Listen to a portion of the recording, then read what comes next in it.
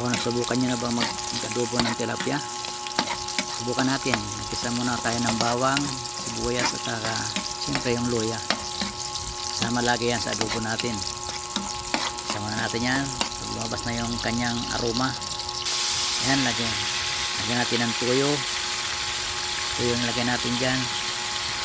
Siyempre kasunod dyan yung suka. Yan. Umasin.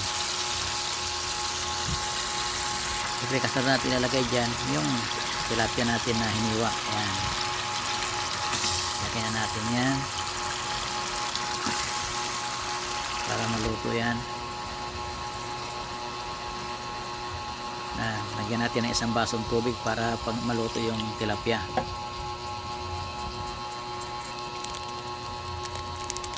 Naglagay tayo dyan ng pamintang durog, hindi na makita.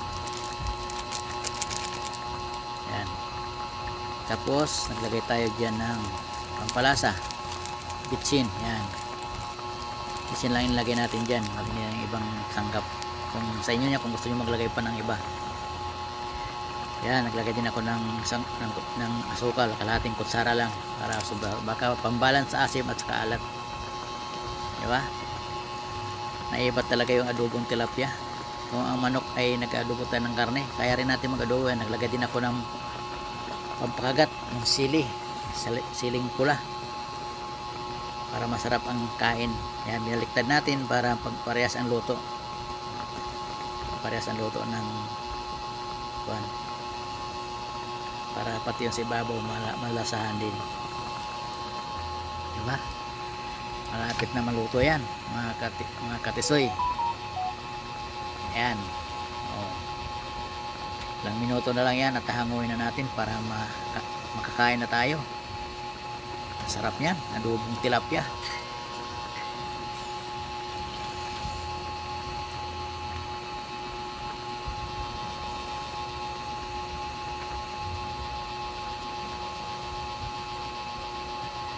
Ayan, malapit na maluto siya. Pwede na natin papakin yan. Ubos na naman isang kalderong kanin yan. Sarap isabaw ang sabaw niya kasi maanghang.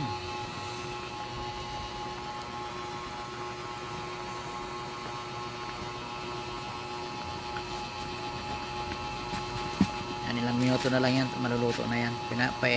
Konti-konti ko lang yung pinareduce ko lang yung sabaw niya para medyo maganda, para maluto talaga siya.